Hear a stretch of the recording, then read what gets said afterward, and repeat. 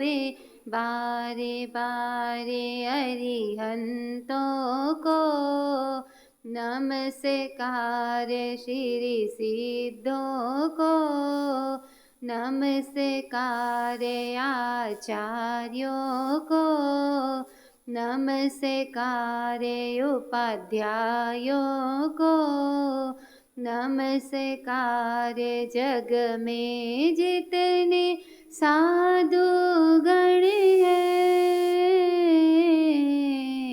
जग में जितने साधु गण हैं मैं सबको वंदू बारे बारे अरिहंतों को नमस्कार श्री सिद्धों को नमस्कार।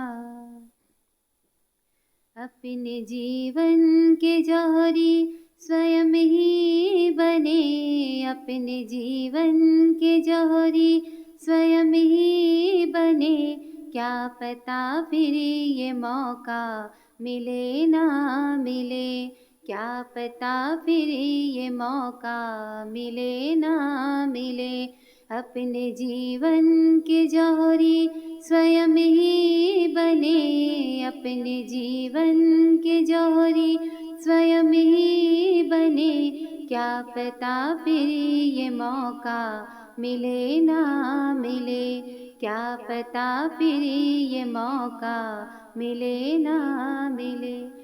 कितने नरकों में भटके फिरे थे जी हम कितने नरकों में भटके फिरे थे जी हम जब पशु हम बने मारे फिरते थे हम जब पशु हम बने मारे फिरते थे हम देव बन भी गए तो तरसते थे हम देव बन भी गए तो तरसते थे हम एक बारी तो मानव का मौका मिले एक बारी तो मानव का मौका मिले अपने जीवन के जौहरी स्वयं ही बने अपने जीवन के जौहरी स्वयं ही बने क्या पता फिर ये मौका मिले ना मिले क्या पता फिर ये मौका मिले ना मिले। आत्मज्ञाता बने धर्मदाता बने आत्मज्ञाता बने धर्मदाता बने देखे खुद को स्वयं और विधाता बने देखे खुद को स्वयं और विधाता बने जैन दर्शन का हमको खजाना मिला जैन दर्शन का हमको खजाना मिला साधु संतों का हमको समागम मिला साधु संतों का हमको समागम मिला अब तो आत्मा का कल्याण पल पल करें अब तो आत्मा का कल्याण पल पल करें अपने जीवन के जौहरी स्वयं ही बने अपने जीवन के जौहरी स्वयं ही बने क्या पता फिर ये मौका मिले ना मिले क्या पता फिर ये मौका मिले ना मिले।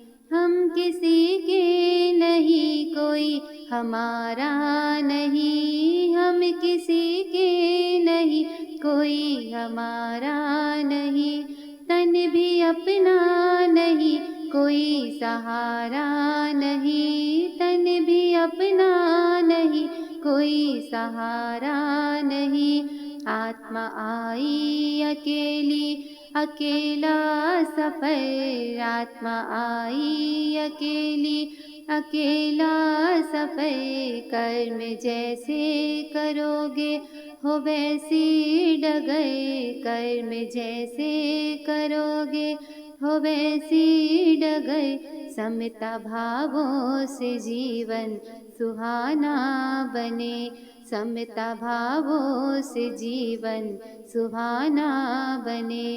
अपने जीवन के जौहरी स्वयं ही बने, अपने जीवन के जौहरी स्वयं ही बने। क्या पता फिर ये मौका मिले ना मिले, क्या पता फिर ये मौका मिले ना मिले।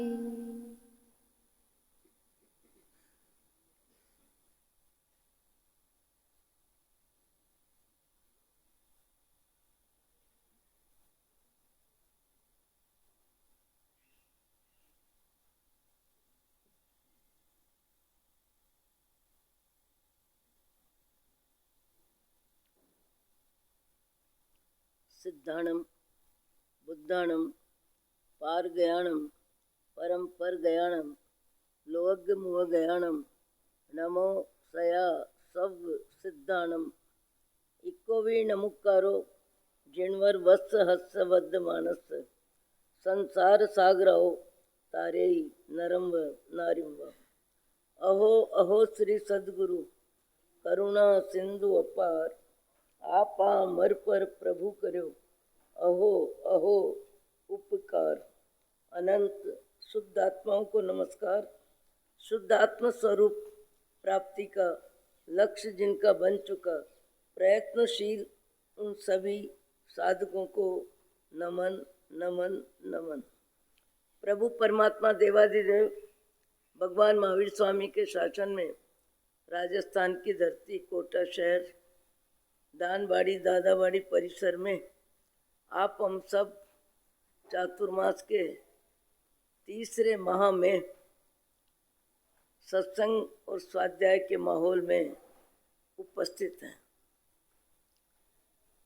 जीवन में जीवन को समझने का अवसर मिला और अवसर मिला, इन शब्दों को हम दोहराते भी हैं और बार बार व्याख्यान में सुनते भी हैं।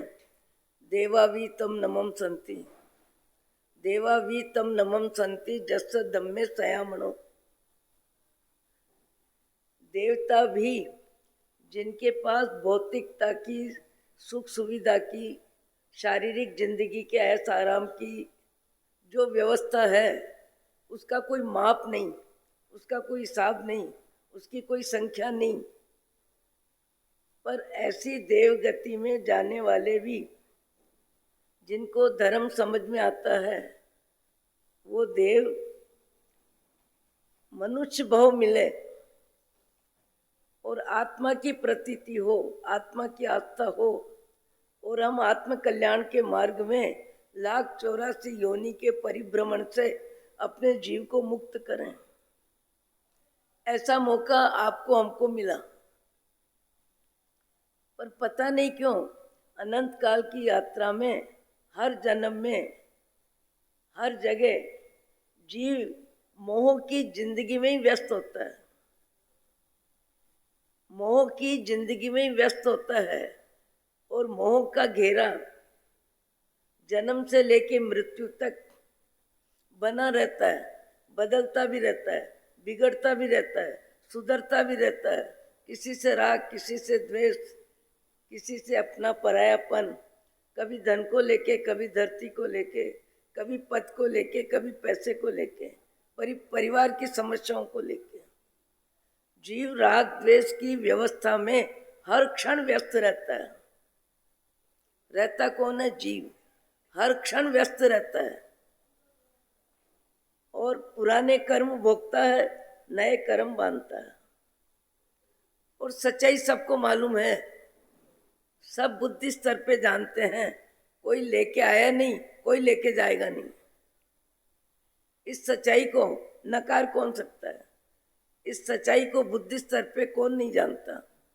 जिह्वा की अभिव्यक्ति में, एक दूसरे के साथ चर्चा में व्यक्ति क्या बोलता है? आया है सो जाएगा, आया है सो जाएगा। अनित्य भावना, 12 भावना में प्रथम भावना अनित्य भावना। अनित्य भावना का अर्थ ही क्या? संयोग जितने भी हैं, कोई संयोग नित्य नहीं है। संयोग उसे ही कहते हैं जिसका वियोग अवश्यंभावी है और सब कुछ बदल रहा है। अभी जोधपुर वाले आए, बात करी, मैंने कहा 45 वर्ष पहले का चौमासा वो अतीत हो गया, समय भी अतीत हो गया, परिस्थितियां भी बदल गई, व्यक्ति भी बदल गए, शरीर भी बदल गया, शरीर की उम्र भी बदल गई। बदल रहा है कि नहीं? हर व्यक्ति अनुभव करता है बदल रहा है। और बदलने वाले संसार में व्यक्ति मानसिक रूप से अति व्यस्त रहता है और व्यस्त रहने का कार्य उसका लोभ कषाय और मान कषाय।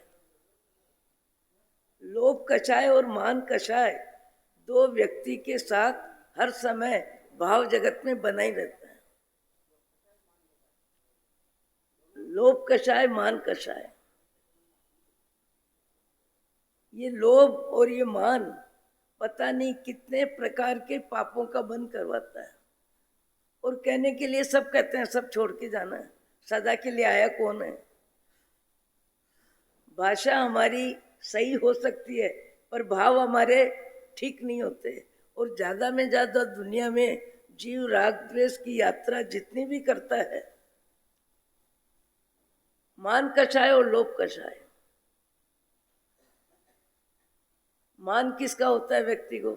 सुंदरता का, संपत्ति का, साधन का, अधिक परिग्रह का, पैसे की अधिकता का, जमीन की अधिकता हो, सोना चांदी का परिग्रह ज्यादा हो, फिर प्रसिद्धि नाम की हो, जान पहचान हो। पुण्य के उदय की फिल्म में व्यक्ति अपने आप को बड़ा आदमी मानता है। बड़ा आदमी मानता है। मानने का आधार क्या? मान कषाय। एक व्यक्ति अपने आप को बहुत ही संपन्न मानता था। संपन्न होते हैं पर संपन्न व्यक्ति कई मानते हैं।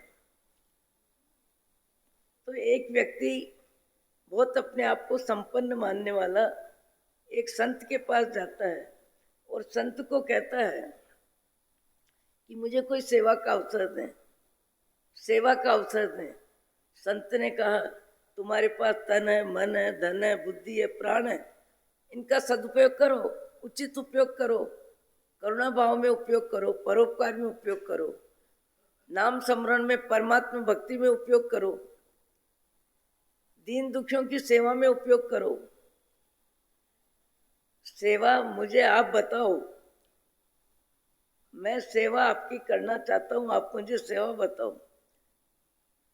संत ने कहा कि सेवा करनी है तो मना किसकी है? सेवा करने के लिए तुम्हारे पास तन भी है, मन भी है, धन भी है, बुद्धि भी है, प्राण भी है और तुमको मालूम है सब छोड़ के जाना है। तो जगत के जीवों में ज्यादा करुणा भाव, प्रमोद भाव, मुझे आप बताएं, आप कोई सेवा बताएं, आप कोई सेवा बताएं। लंबे समय तक एक ही गीत, आप मुझे सेवा बताएं। आप मुझे सामान्य व्यक्ति नहीं समझे। व्यक्ति क्या कहता है? आप मुझे सामान्य नहीं समझे। पुण्य कर्म के उदय की फिल्म के आधार पे व्यक्ति अपने आप को छोटा बड़ा मानता है, गरीब अमीर मानता है। संत ने बहुत कोशिश करी कि भैया तुम तुम्हारे, हम हमारे। मैंने तुमको कह दिया कि तुम्हारा जीवन है और जीवन में पुण्य का उदय है, तो इसकी आसक्ति छोड़ो और सदुपयोग करो। तन का भी करो, मन का भी करो, धन का भी करो, बुद्धि का भी करो। अपनी जरूरत सीमित रखो और दूसरों की जरूरत में हाथ लंबा करो। मैंने कहा तो है तुमको, नहीं आप बताएं, आप बताएं कुछ सेवा। संत ने कहा ये व्यक्ति अपने विचारों से निवृत्त होगा नहीं और मेरा समय और जा रहा है। फिर संत ने बहुत सोच समझ के उसको कहा ले भैया, ले भैया, ये सुई है, बहुत छोटी सी चीज है, नाम मात्र है, कुछ भी नहीं है इसमें। एक छोटी में छोटी सुई है, ये सुई तुम लेके जाओ और मेरी सेवा तुमको करनी है तो अगले भव में इस सुई को मुझे दे देना, आने वाले भव में इस सुई को मुझे दे देना। ये मैं तुम्हें सेवा बता रहा हूं। चौंक गया, बोले इतनी छोटी सुई, उसको संभाल के रखना भारी, और फिर आप कहते हैं कि अगले भव में देना। तो अगले भव में आप कहाँ होंगे, मैं कहाँ होगा? और ये शरीर भी परिवार और समाज के बीच में राख में बदल जाएगा। तो जब शरीर राख में बदल जाएगा तो सुई को कहाँ संभाल के रखूंगा? सुई को कहाँ संभाल के रखूंगा? जब शरीर ही राख में बदल जाएगा, परिवार भी छूट जाएगा, सब कुछ यहाँ रह जाएगा। आप कहते हो अगले भव में देना, अगले भव में देना। संत को कहने लगा, सेठ कहने लगा, संत ये बात मेरे को स्वीकार करूं, पर करूं कैसे? करूं पर करूं कैसे? संत ने कहा, मैंने इतनी देर से तुमको कहा कि तुम्हें जो इस भव में मिला है, जितना मिला है, शरीर स्वस्थ मिला है, रोगी सेवा करो। धन अधिक मिला है, परोपकार करो। कोई दीन दुखी है तो करुणा भाव से उसकी सेवा करो। ज्यादा में ज्यादा अपने मन को परमात्मा के स्मरण में लगाओ। जब मनुष्य जीवन मिला है तो मनुष्य के स्तर के कार्यों में अपने तन मन धन बुद्धि प्राण का सदुपयोग करो। ये चांस है, ये अवसर है, और ये अवसर भी कब तक है? आयु लंबी भी हो सकती है, आयु बीच में भी टूट सकती है, आयु बचपन में भी खत्म होती है, जवानी में भी खत्म होती है, वृद्धावस्था में भी खत्म होती है। और कई व्यक्तियों की आयु इतनी भी होती है कि जाने के दिनों में भी जीते हैं, मस्ती में जीते हैं, खाते हैं पीते हैं, हंसते हैं बोलते हैं। कई व्यक्तियों की जिंदगी लंबी होती है, पर लंबी होने के बाद भी वेदनी कर्म इतना ज्यादा होता है कि जीने का कोई अर्थ ही नहीं होता। न खाने की अनुकूलता, न पहनने की अनुकूलता, न घूमने की अनुकूलता, न आने जाने की अनुकूलता। पाप कर्म का भुगतान जीव को करना पड़ता है, और धर्मी जीव पाप के बंधन में, पाप के परिणाम में, पाप की प्रवृत्ति में असली धर्मी व्यक्ति को कंपन होता है। पाप के बंध में कंपन होता है। कंपन उसे होता है जो जानता है कि मेरी आत्मा को ये कर्मों का भुगतान करना पड़ेगा, और कर्मों का भुगतान करते हुए हम जगत में संसारी जीवों को सबको देख रहे हैं। पुण्य के उदय की फिल्म भी देख रहे हैं, पाप के उदय की फिल्म भी देख रहे हैं, पशु पक्षी को भी देख रहे हैं, कुत्ते बिल्ली को भी देख रहे हैं, गाय बैल को भी देख रहे हैं। सबको हम अपनी आंखों से देख रहे हैं। 1,84 योनि में नरक गति और देवगति आपकी मेरी आंखों के सामने नहीं है, पर मनुष्य गति और त्रियंच गति, 2 गति तो हमारी आंखों के सामने है। आए दिन पशु पक्षी, जलचर, स्थलचर, खेचर, उर परिसर, भुज परिसर, आकाश में उड़ने वाले, जमीन में चलने वाले, पानी में रेंगने वाले, सब्जियों में कीड़े,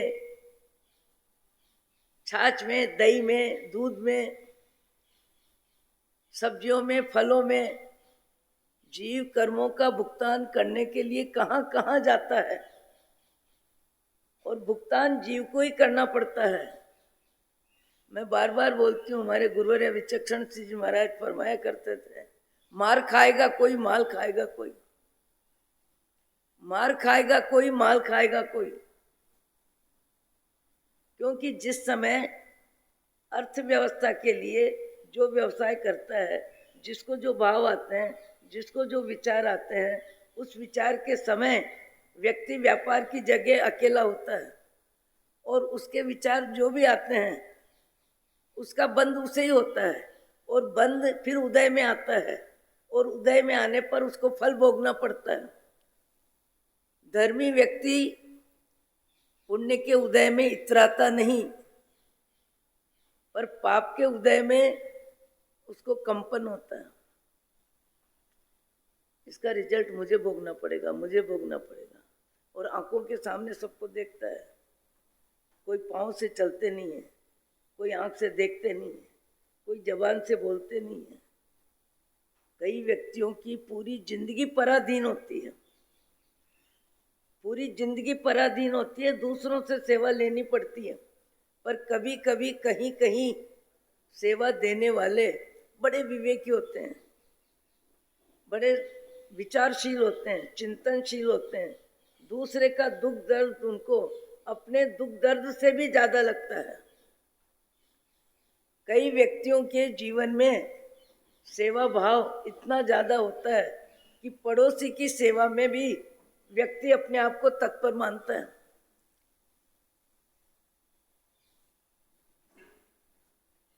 तत्पर मानता है। कितनी बार मैं व्याख्यान में नाम लेती हूँ, क्योंकि जोधपुर में मेरे 3 चौमासे हुए हैं, पर 2-4 व्यक्ति ऐसे मिले जिनका व्याख्यान में मैं उल्लेख करती रहती हूँ। अपने कौन से बात साहब से व्याख्यान में आते थे रोज, दाऊजी सारड़ा, साथियों को भी नाम याद है। दाऊजी सारड़ा मनुष्य भाव में परोपकार किए बिना मुंह में पानी नहीं डालते थे। हमारे व्याख्यान में रोज आते थे, हम मिलते थे, उनसे बातचीत होती थी। उनके घर गए तो देखा बंगला है, फैक्ट्री है, कार है, बेटे पोते की जिंदगी रईसाई की है, और वो अपने आप में सामान्य कपड़े, सामान्य व्यवस्था में पैदल घूमते थे, पैदल घूमते थे। और जब तक किसी की सेवा में मेरा समय, मेरी बुद्धि, मेरा शरीर काम में न आ जाए, वहां तक मुंह में पानी नहीं डालना, ऐसा भी नियम था उनको। और ऐसा नियम था कि मेरी रोटी और मेरी सब्जी, पानी का लोटा, रोटी सब्जी एक जगह बता रखी थी मकान में कि आप लोग यहाँ रख दिया करो, मेरी प्रतीक्षा मत करो, गरम ठंडे की बात मत करो, जब आएंगे तब जिमाएंगे, ऐसी कोई बात नहीं। मैं जब भी मेरा नियम पूरा होगा मैं भोजन कर लूंगा।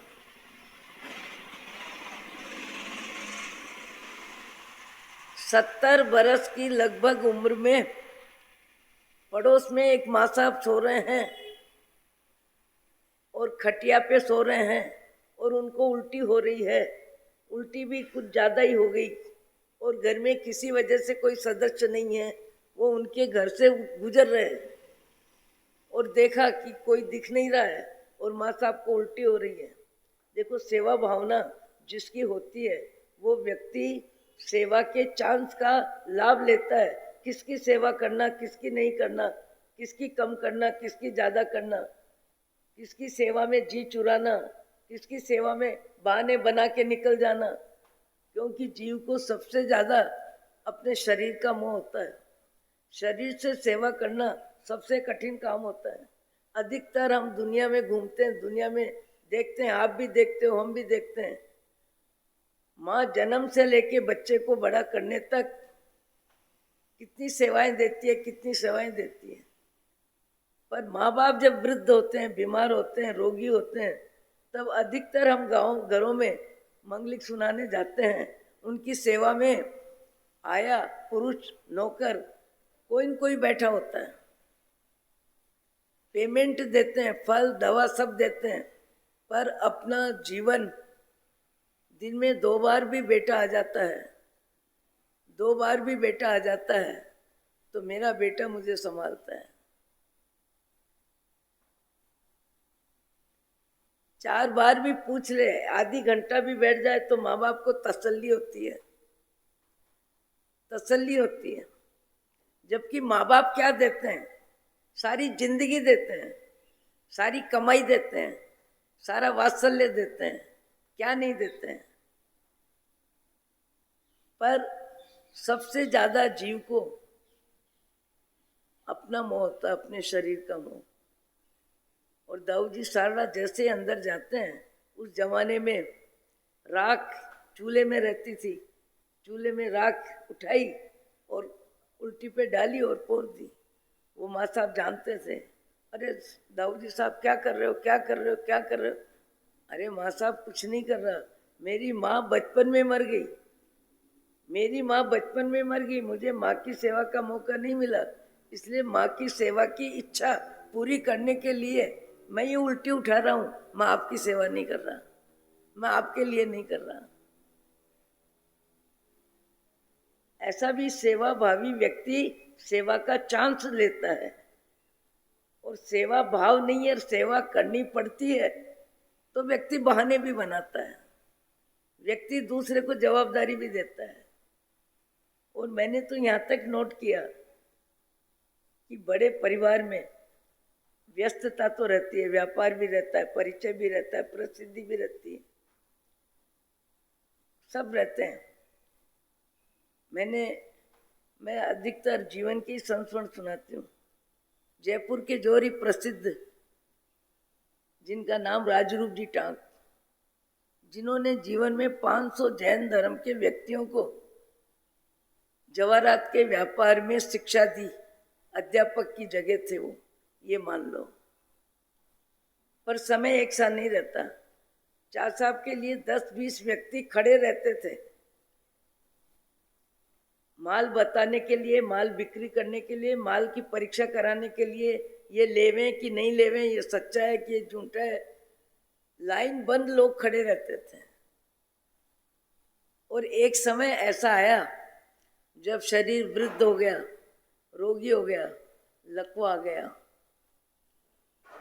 उसके बाद चा साहब ऑफिस के पास में सीडी के पास में बड़ा कमरा, वहाँ सोए रहते थे। हमारा संपर्क बहुत था। मैंने कहा चा साहब आप यहाँ क्यों सो रहे हो?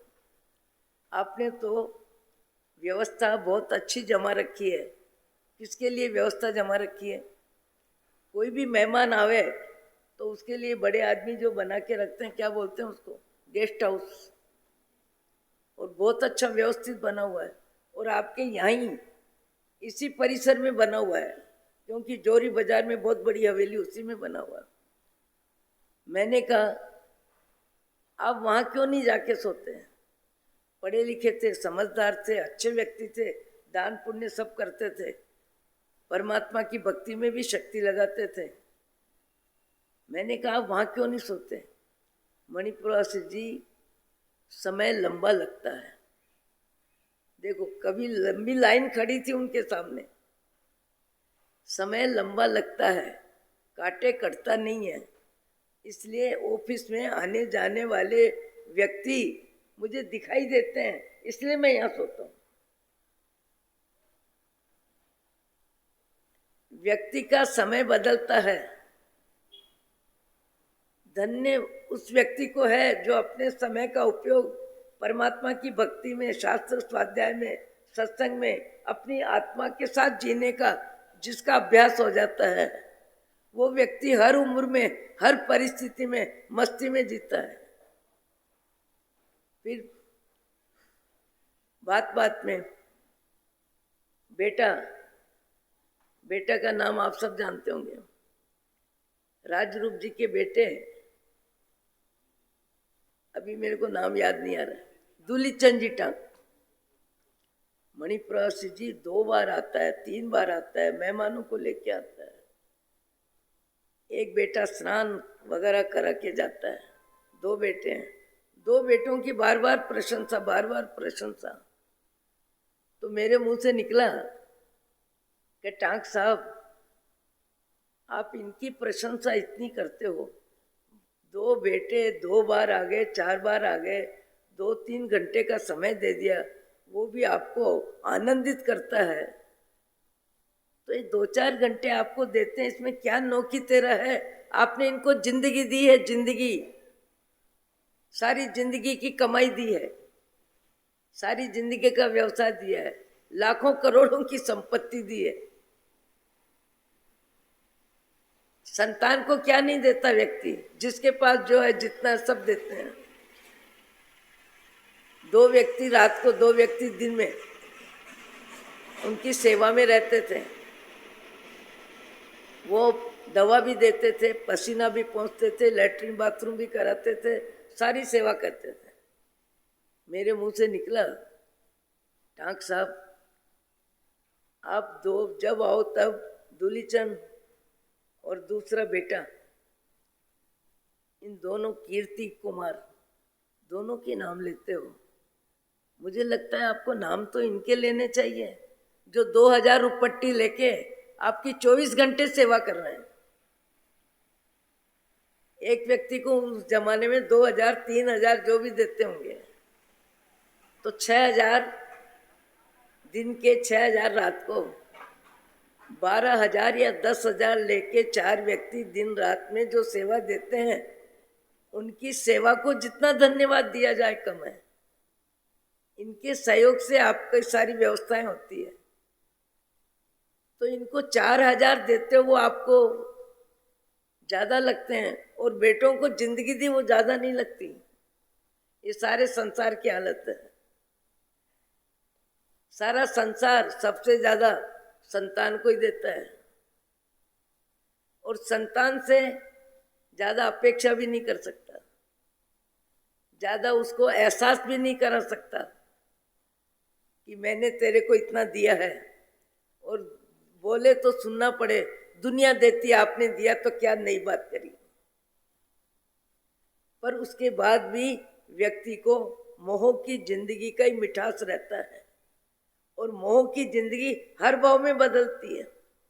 ये पुण्य का उदय मनुष्य जीवन में सत्कर्म करने के लिए मिला, पर हम कान से सुनते हैं, जबान से बोलते हैं, दिमाग से सोचते हैं, पर उसके बाद भी जीवन जैसे जीना चाहिए, जितना समय का उपयोग करना चाहिए, जितना परोपकार में धन का उपयोग करना चाहिए, बार बार जीव को समझाना चाहिए। क्या खाने की लालसा रखता है, खाते खाते जिंदगी हो गई, खाते खाते जिंदगी हो गई, इतना शरीर बदल गया, इतनी उम्र बदल गई, कितना खा लिया, कितनी बार खा लिया, आज भी तेरी तृष्णा तृप्त नहीं है, आज भी तुझे स्वाद की व्यवस्था चाहिए, आज ये पसंद है, ये पसंद नहीं है, ये चाहिए, ये नहीं चाहिए, ये सब्जी भाती है, ये सब्जी नहीं भाती है, ये सब्जी भाती है, ये सब्जी नहीं भाती है।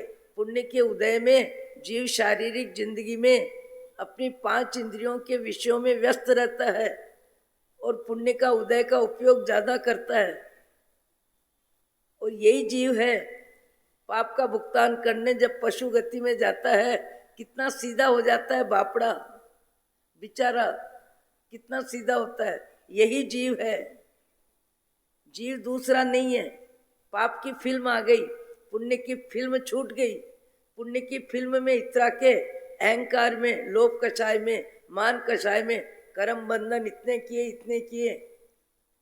जैसे उस सेठ ने संत को कहा कि आप जो मुझे सेवा, इतनी लंबी बात करने के बाद मुश्किल से आपने मुझे सेवा का चांस दिया, पर सेवा का चांस देके क्या दिया कि सुई मेरी अगले भाव में मुझे दे देना, अगले भाव में मुझे दे देना, ये मुझे आपने चांस दिया। संत ने कहा अगले भाव में तू मुझे सुई नहीं दे सकता है, तो फिर इस सेठाई पे, इस धन पे, इस सत्ता और संपत्ति पे क्या इतराता है? कुछ समय से मिला है, कुछ समय के लिए मिला है, क्या इतराता है? जो मिला कुछ समय से मिला है और कुछ समय के लिए मिला है, और उसका भी सदुपयोग करने वाले सदुपयोग करते हैं, और जिनको सदुपयोग करने में रुचि नहीं है। कई व्यक्तियों को 1 घंटा बातचीत करे तो आराम से खड़े खड़े थके भी नहीं, और व्याख्यान सुनने बैठे तो नींद आवे। व्याख्यान सुनने के लिए व्यक्ति सोचता है अभी तो 10 दिन हो गए, 15, इतना सुन तो लिया, इतना सुन तो लिया। अरे खा कितना लिया, कपड़े कितने पहन लिए? कमाने में समय की व्यवस्था 8 घंटे कितने वर्षों से दे रहे हो? कितने वर्षों से दे रहे हो? परिवार की सेवा में जिंदगी दे रहे हो। किसी को कुछ देते हो तो लगता है मैंने इसको दिया, परिवार को कितना देते हो? उठ सवेरे भगोना दूध का भरता है, शाम को खाली होता है कि नहीं? परिवार के लिए व्यक्ति कितना करता है, पर जहां उसका मोह है वहीं उसकी उदारता है, मोह है वहीं उसका समर्पण है, मोह है वहीं उसकी विनम्रता है, और मोह है वहीं व्यक्ति देता है, पर देने के बाद आवाज भी नहीं करता। एक माँ ने कहा, मैंने तेरे को बहुत दिया, बहुत दिया, बहुत दिया। बेटी कहती, आपने, मैंने 4-5 बार सुन लिया, आपने दिया, आपके पास था तो दिया, आपका बेटी के प्रति मोह है तो दिया, दिया तो दिया, पर आप बार बार मुझे क्या एहसास कराते हो, मैंने दिया, मैंने दिया। दुनिया में कौन नहीं देता, सभी देता है, और आपको इतना एहसास हो रहा है तो देना भी नहीं था। व्यक्ति अपनी अच्छाई सुनने में जितना उदार है, अपनी कमजोरी, अपनी बुराई, अपनी गलती सुनने में उतना ही कंजूस है।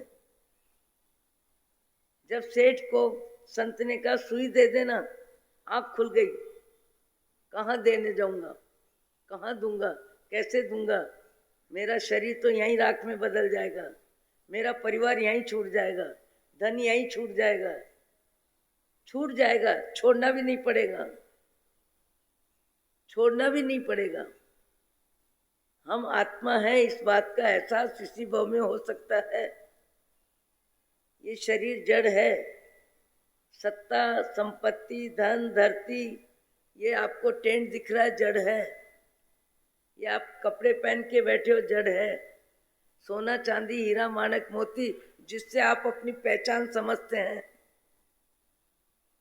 जिससे अपनी पहचान बनाते हैं, वो अपने आप को भी नहीं पहचानता है, आपकी पहचान आप बना रहे हैं। मैं कितनी बार कहती हूँ कि आपके अलमारी में कपड़े भरे हैं, 50 साड़ी है, कभी कोई साड़ी शिकायत करती है कि मेरा नंबर कब लगाओगे, जो पुरानी हो गई, जो पसंद की नहीं है, जिसकी चाल अभी नहीं है, वैसी 10-15 साड़ियाँ पड़ी है। कभी वो शिकायत करती है, कभी आवाज़ करती है, कभी उनको निकालने की बात आती है। वो क्या है? जड़, जड़, जड़। जड़ किसको कहते हैं? जो न अपने को जाने न दूसरे को जाने। कपड़ा अपने को जानता है क्या? कपड़े को आप जानते हो, जेवर को आप जानते हो, घड़ी को आप जानते हो, अपने चेहरे की सुंदरता को आप जानते हो, मकान को आप जानते हो। ये सब मोह माया है, और ऐसी मोह माया जीव को अनंत काल में अनंत बार पुनरावृत्ति हुई है, बार बार बार बार। देवगति के वैभव के सामने मनुष्य के जीवन में है क्या? कुछ भी नहीं है। पर जब देवगति में भी अतृप्त रहा तो मनुष्य गति में तृप्ति कहाँ से होगी? 60-70 वर्ष की जिंदगी में तृप्ति कहाँ से होगी? तृप्ति कभी भी होगी जिस किसी को होगी, संतोष धन आएगा, आत्मा का ज्ञान होगा, जिनवाणी का स्वाध्याय होगा, सत्संग होगी, और जड़ और जीव का भेद विज्ञान होगा, तत्व ज्ञान होगा, आत्मा की पहचान होगी। तभी जीव को बाह्य जगत में राग द्वेष की प्रवृत्ति में मंदता आएगी। बुद्धिमानी का भी अहंकार रहता है, कार्यकर्ता होने का भी अहंकार रहता है। हम समाज के विशेष कार्यकर्ता हैं, ये भी व्यक्ति अपनी पहचान बनाता है, और उस पहचान को धन्यवाद मिले ये आकांक्षा रहती है। ये मान कषाय हर समय व्यक्ति के माथे में सुरक्षित रहता है। मान कषाय मनुष्य को ऊपर भी चढ़ाता है, मान कषाय नीचे भी गिराता है, मान कषाय नाराज भी करता है, मान कषाय राजी भी करता है, मान कषाय नाराज भी करता है। मैंने कहा नहीं, एक बहन को 15 उपवास का पाड़ना है, और तिलक का समय आया, तब उसके तिलक के समय किसी का ध्यान नहीं रहा। तिलक हो गया, जयकारा नहीं हुआ, जैनम जयति शासनम नहीं बोला गया। तपस्वी अमर रहो, अमर रहो। अमर कौन रहता है? तप अमर, तप रुचि अमर रह सकती है, तपस्वी अमर रहो कैसे रहेगा? आज तक अमर कोई रहा है? पर यदि उसके 15 उपवास की तपस्या के निमित्त जयकारा नहीं होता है, सम्मान में तिलक, और तिलक के समय 100-50 आदमी देखने वाले नहीं होते हैं, तो व्यक्ति उसका मन उदास हो जाता है। उदास किस अरे मेरे सम्मान के समय किसी का ध्यान ही नहीं था, मेरे सम्मान के समय किसी का ध्यान ही नहीं था। एक जगह मुझे जाने का मौका मिला, टपाटप आंसू गिर रहे हैं, पाड़ना जिसके है, और सासू समझा रही है कि आ रहे होंगे तुम्हारे भाई, ट्रेन में होंगे, बस में होंगे, किसी वजह से किसी काम में उलझ गए होंगे, तुमने तप किया है और तुमने इतनी तपस्या का लाभ लिया है, तुम शांति रखो। उसको आंसू आ रहे हैं, भाई को आना चाहिए, आना चाहिए, आना चाहिए। अरे तुमने तप कर्म क्षय करने के लिए किया या परिवार के सदस्यों की गिनती करने के लिए किया? परिवार के सदस्यों की गिनती होती है, फिर जुलूस होता है, फिर नई बहू की तरह कपड़े लदे जाते हैं, जेवर पहना जाता है, और तप होता किसके लिए? और कभी कभी तो तप करने वाले भगवान को लेके चलते हैं। भगवान को लेके क्यों चलते हैं? कि साधु संत चले। भगवान के बिना जैन मुनि किसी भी जुलूस में भगवान की सवारी के बिना चलते नहीं है। भगवान है तो संत चलते हैं। एक बहन ने कहा, महाराज आपको चलना ही पड़ेगा, चलना ही पड़ेगा, मेरा मासिक होना है, और वो बहुत ज़्यादा नज़दीक, यानी आना जाना बोलना बैठना। मैंने कहा बहन, इस जुलूस को कहते क्या है? जो तपस्या करता है, परिवार को समाज को इकट्ठा करता है और बाजे भी बजवाता है, उस पचक्खांड आज आपको मालूम नहीं होगा, पर उस जुलूस का नाम होता है कि तपस्वी गुरु के पास पचक्खांड लेने जाता है। गुरु के पास पचक्खांड लेने जाता है। आज उसका तप समापन हो रहा है तो आखिरी पचक्खांड लेने जाता है।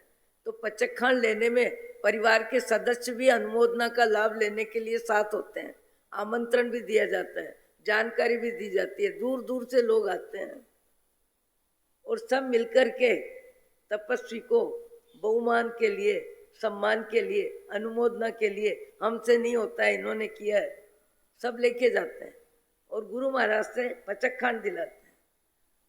अब वो बहन तो बग्गी में बैठी है और परिवार सब चल रहा है, गाते बजाते, और कहती महाराज आप भी चलो, आप भी चलो। अरे भाई तुम्हारा जुलूस काहे का है? महाराज के पास पचक्खांड लेने जा रहे हो तो तुम बग्गी में चलो, और महाराज पचक्खांड देने वाले तुम्हारे पीछे पीछे चले। महाराज को पीछे पीछे चलने की जरूरत क्या है? महाराज के यहाँ तो तुम जा रहे हो। पर देखा देखी आजकल चलता है, हमने महाराज भगवान ले लिए, महाराज को साथ लेने के लिए भगवान ले लिए, जैसे बच्चों का खेल है। एक बहन कहने लगी, मैं तो, आप नहीं जाएंगे तो नहीं जाऊंगी। मैंने कहा मत जाओ, नहीं जाओ तो कोई बात नहीं, तुम्हारे को ज्यादा आत्मा में धर्म होगा। मेरा कहने का मतलब क्या है? व्यक्ति पैसे में, प्रसिद्धि में, प्रशंसा में, अपने किए के अभिमान में कभी कभी अपना मन नाराज भी कर लेता है, और कभी कभी मन को बांसों मान कषाय में उछालता भी है। हम कितना भी सुनते हैं, कितना भी समझते हैं, कितना भी सुनाते हैं, कितना भी जानते हैं, पर आए दिन देखने को वही माहौल मिलता है, वही कार्यक्रम मिलता है, वैसा ही व्यवस्था मिलती है। और मुझे तो लगता है तब करने वालों को अपने मन को समझाना चाहिए। तब करने वालों को समझदारी का परिचय देने वाले कभी कभी मिलते हैं, कहीं कहीं मिलते हैं। और कैसे मिलते हैं? तब करते हैं, तब की जानकारी नहीं होती किसी को। ऐसे भी तब करने वाले लोग हैं, तब की जानकारी नहीं होती, जब की जानकारी नहीं होती, दान की जानकारी नहीं होती।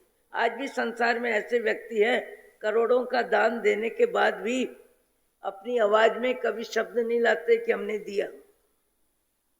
दान पचाना, रोटी पचाना, सब्जी पचाना सब जानते हैं, पर सम्मान को पचाना, सुविधा को पचाना, दान को पचाना, तप को पचाना, अपने अच्छे कार्यों की अपनी आवाज में व्याख्या नहीं करना, ये मान कषाय है। और मान कषाय व्यक्ति को पाप का बंध तिर्यंच गति में ले जाता है। मान कषाय अपमान की व्यवस्था जमाता है। मान मिलना गलत नहीं है, मैं फिर बोलती हूँ, आपकी योग्यता है, आपको सम्मान मिलेगा, मान मिलेगा, पर आपकी जो ख्वाहिश है, आपकी जो चाह है, आपकी जो लालसा है, मुझे मिलना चाहिए, मिलना चाहिए, मिलना चाहिए, वो पाप का बंध है, वो मान कषाय है। कषाय शब्द है मान के साथ। अब अपन छोटी छोटी बातों में भी यदि मान कषाय को नहीं छोड़ते हैं और सत्संग का लाभ नहीं लेते हैं, और सत्संग का लाभ आत्मा में अकषाय गुण विकसित नहीं होता है। अकषाय गुण विकसित होना, सामान्य सामान्य बातों में तेजी आ जाती है, सामान्य बातों में व्यक्ति के साथ उलझ जाते हैं, सामान्य बातों में क्लेश का वातावरण बन जाता है, और कहीं कहीं तो परिवार में इतनी ज़्यादा प्रवृत्ति बढ़ जाती है कि बोलना चालना बंद हो जाता है, आना चालना बंद हो जाता है। कई व्यक्ति तो धर्म स्थानों में भी आना जाना बंद कर देते हैं, धर्म स्थानों में भी आना जाना बंद कर देते हैं। इसलिए विचारों का भेद है, इसलिए कि जिसके अधिकार में मंदिर है वो हमको सम्मान नहीं देता है, वो हमको अधिकार नहीं देता है। जैसे रिश्तेदार के यहाँ नहीं जाए, वैसे कहते मंदिर में आमंत्रण नहीं आया कैसे जाएं। अरे राम, भगवान के दरबार में भी आपको आमंत्रण चाहिए। धन्य हो, धन्य हो, धन्य हो। मेरे मन को मैं ही जानूं, मान कषाय व्यक्ति का पीछा नहीं छोड़ता है। गरीबी में भी दीनता का भी मान आता है, और बुद्धि का भी अभिमान आता है। अपने अच्छे कार्य किए उसकी भी लंबी लिस्ट व्यक्ति बनाता है। विनम्रता के साथ, सरलता के साथ, क्षमा भाव के साथ, सहजता के साथ। कल ही एक भाई साहब, आज बैठे हैं कि नहीं पता नहीं, मैंने कहा कि भोजन में मौन रखना। महाराज, मैं कितने वर्षों से ऊपर नमक नहीं लेता, ऊपर से नमक लेता ही नहीं हूँ, जीवने के बाद ही बताता हूँ। किसी ने बताया था कल, मैंने कहा आप लेते नहीं है, ये आपका गुण है, पर मैं बताता नहीं हूँ। 108 बार माला फेर ली होगी पूरे जीवन में, तो इतनी सी अच्छाई को पचाना भी तो आना चाहिए। जैसे रोटी पचती है वैसे पैसा भी पचना चाहिए, सुंदरता भी पचनी चाहिए। सुंदरता भी पचती नहीं है, सुंदरता का भी अभिमान होता है। मैं छोटे छोटे उदाहरण क्यों सुनाती हूँ? इसलिए कि आपको अपने जीवन में प्रसंग आने पर ये उदाहरण काम में लेने के लिए और मन को समझाने के लिए आपको सत्संग जीवंत हो जाए, उपयोगी हो जाए। मैंने नहीं कहा कि एक परिवार में बार बार चर्चा चल रही है कि अब आने वाली बहू जिसकी सगाई होने वाली है वो भाभी जी से भी सुंदर है। अब भाभी जी से भी सुंदर है, ये शब्द सुनना भाभी जी के लिए भारी पड़ रहा है। कौन सा धर्म किया और धर्म का लाभ क्या मिला? अरे शरीर है, और शरीर की सुंदरता पुण्य का बंध है। अब पुण्य का बंध किसी का ज्यादा है तो आपको जलन किस बात की है, आपको नाराजी किस बात की है, आपको हैरानी किस बात की है? सब पाप का बंध पशु गति में धक्का देगा, और पशु गति में शरीर तो हो जाता आड़ा और मन हो जाता बेचारा सीधा। और मनुष्य जीवन में शरीर तो होता है सीधा और मन होता है टेढ़ा। इस टेढ़े मन को यदि आप सीधा कर लोगे तो पशु गति में नहीं जाना पड़ेगा। अब सुनने में क्या तकलीफ कि मेरे से अधिक सुंदर है, मेरे से अधिक सुंदर है। अब ये सुनना सहन क्यों नहीं हो रहा है? अपनी सुंदरता गौण हो रही है, अपनी प्रसन्नता, अपना दान गौण हो रहा है। व्यक्ति अपने आप को विशेष चाहता है, इसका नाम ही मान कषाय है। और मान कषाय के कितने उदाहरण सुने हैं। आज से पर्युषण पर्व की आराधना तपागत संघ में चालू हो गई है। 2 साध्वी जी महाराज शहर में पर्युषण पर्व कराने के लिए गए हैं। आज ज़्यादा संघ वहाँ है जिनके भी पर्युषण है। खरतरगंज में पर्युषण हो गए, आचार्य अस्थिमल जी महाराज की परंपरा में पर्युषण हो गए। और शायद नानालाल जी महाराज की परंपरा में भी हो गए या हो जाएंगे। कल मुझे किसी ने पूछा इसका कारण क्या, मैंने कहा ये सब परंपराएं हैं और ज्योतिष के आधार पे सब बातें हैं। खरतरगज परंपरा में संवत्सरी चौमासा लगने के बाद 49वें दिन संवत्सरी होती है। 49वें दिन का निर्णय है, इसलिए 2 महीने पूरे होते होते संवत्सरी हो जाती है। और तपागच में संवत्सरी के बाद 70 दिन चौमासे के रहने चाहिए, तो 70 दिन रहने चाहिए, इसलिए वो बातों में आ गई और दोनों की एक भी हो जाती है। हमें धर्म करना है, धर्म करने में जो भी कार्य है उसमें हमारे भाव मुख्य है। हमारे भाव हर समय हमको जांचना चाहिए और अपने आप से बात करनी चाहिए। जीवाराम पशु गति में नहीं जाना है, नहीं जाना है, भाव बदलो। पैसे को भी पचाओ, बुद्धि को भी पचाओ, समझ को भी पचाओ, सुंदरता को भी पचाओ। मान कषाय कम करो, कम करो, कम करो। कल्पसूत्र सुनने वाले कुछ लोग यहाँ बैठे हैं, कार्तिक सेठ का उदाहरण सुनते हैं। मैं बार बार इसलिए बोल रही हूँ कि आपको याद हो जाए। कार्तिक सेठ एक तपस्वी मासक श्रवण के पारने मासक श्रवण ऐसा तपस्वी है और उसका नियम है कि पारने मासक श्रवण के पारने मासक श्रवण। अभी भी इस युग में भी कई व्यक्ति तपस्या में अति उत्साहित होके उनका शरीर बल, मनोबल, आशीर्वाद जो भी है चौंका रहा है। जैसे अभी बालाघाट जिनका चातुर्मास है, विराग मुनि जी कमाल कर दिया, कमाल कर दिया। दुनिया अचंभे में पड़ गई। 170 उपवास में व्याख्यान दे रहे हैं, बिहार कर रहे हैं, गोचरी जा रहे हैं और शरीर भी वैसा ही है, आवाज भी वैसी है। तो आम आदमी को तो चमत्कार ही लगता है कि चमत्कार ही हो सकता है, अन्यथा शरीर को अन्न चाहिए। 2 महीने शरीर को अन्न नहीं तो बैठे बैठे लेटे लेटे फिर भी कर सकता है, पर चलता फिरता ऐसा चमत्कार। वो मासक श्रवण का तपस्वी मासक श्रवण के पारने क्या करता था, मासक श्रवण, और क्या ख्वाहिश कि मेरे मासक श्रवण की अनुमोदना में पूरे गांव के लोग आ गए कि नहीं, कोई बाकी तो नहीं रहा। जैसे रिश्तेदारों की गिनती करते हैं ना तपस्या में, कौन आए कौन नहीं आए, कौन आए कौन नहीं आए, भाभी आ गई, मासी आ गई, बुआ आ गई, अमुक नहीं आया, अमुक नहीं आया। वैसे वो संत गिनती करते थे कि इस गांव का कोई एक व्यक्ति बचा है क्या, और लोगों ने बताया बचा है कार्तिक सेठ। अभी भी किसको याद है, हाथ ऊंचे करो। कार्तिक सेठ का उदाहरण तो मैं खत्म कर दूं, यहीं टाइम हो गया। कार्तिक सेठ का उदाहरण जिसको याद है खड़ा होके बोले 1 मिनट में। हर पर्यूषण में आता है और पर्यूषण में व्याख्यान सुनने वाले क्या बोलते, यही तो कल्पसूत्र है, सदाई तो सुनते हैं, हर वर्ष ही तो सुनते हैं। तो कोई शुरू में जाता है, कोई आधे में जाता है, कोई चौथाई में जाता है, किसी को सुनना भी भारी लगता है। कार्तिक सेठ नहीं गया और राजा साहब ने आमंत्रण दिया।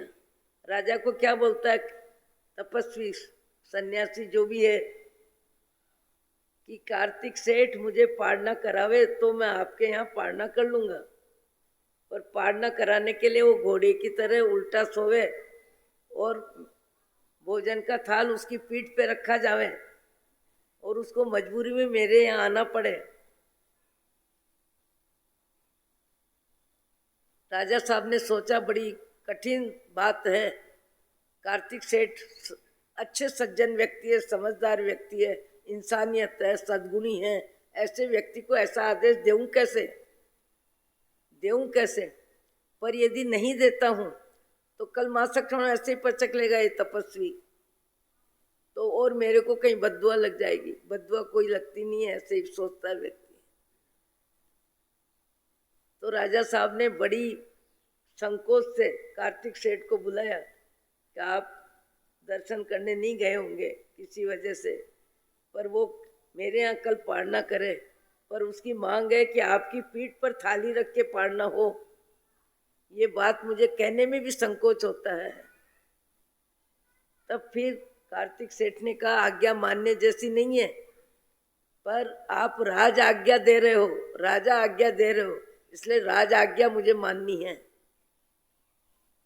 और वो आए, लेटे, पीठ पे थाली रखी, थाल रखा के भोजन हुआ। और वो क्या महसूस करता है, अब तो आए, अब तो आए, अब तो आए, अभी तक मेरे दर्शन करने नहीं आए थे। उसके बाद कार्तिक सेठ उत्कृष्ट मुनि जीवन जिया, काफी तप किया, और वो भी तपस्वी था।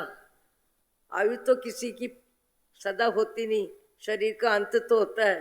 कार्तिक सेठ पहले सुधर्म देवलोक में इंद्र बने, और वो जो मान कषाय का पुजारी था, मान कषाई जिंदगी है, मान कषाई मापदंड है, मुझे जाने, मुझे पहचाने, मुझे माने, अरे आप आ गए, आप आ गए, आप आ गए, व्यक्ति ख्वाहिश होती है। वो भी देवगति में गया और एरावण हाथी बना और इंद्र महाराज की सवारी। इंद्र महाराज उस पे बैठते हैं और उसको भी अवधि ज्ञान है, उसको जानकारी हो गई, राम राम, ये तो अतीत का खेल कैसा बदल गया, अतीत का खेल कैसा बदल गया। देव शक्ति में शरीर परिवर्तन करने की योग्यता होती है, अवधि ज्ञान होता है, कहाँ से आया हूँ कहाँ जाऊंगा इसका ज्ञान होता है। मनुष्य को तो गुणों के आधार पे होता है। कभी कभी उस देव को मालूम पड़ जाता है कि मुझे हाथी बन के इंद्र महाराज को बैठाना है। थाली रख के भोजन किया था ना पीठ पे, मूल उड़ो थोड़ो रे भाई ब्याज उड़ो घणो, उछल कूद करने लगे, नाराज होने लगे। इंद्र महाराज ने कहा कि ये का भुगतान सबको करना पड़ता है, नाराज होने से काम नहीं चलेगा, तुमको वाहन बनना पड़ेगा और मुझे बैठना पड़ेगा। ये मान कषाय की फिल्म है। मान कषाय व्यक्ति को अपमानित करने की व्यवस्था देता है। अहो अहो श्री सद्गुरु। सद्गुरु करुणा सिंधु अपार, आपामर पर प्रभु करियो, अहो अहो उपकार, जे स्वरूप समझा बिना, पायो दुख अनंत, समझाव्यो ते पद नमो। श्री सद्गुरु भगवान परम पुरुष प्रभु सद्गुरु, परम ज्ञान सुख धाम, जेहने आप्यो भान नीच, तेहने सदा प्रणाम। देह छता जेहनी दशा, वरते देहातीत, ते ज्ञानी न चरण मा, हो वंदने अगणी। पोरसी 60 पोरसी पचक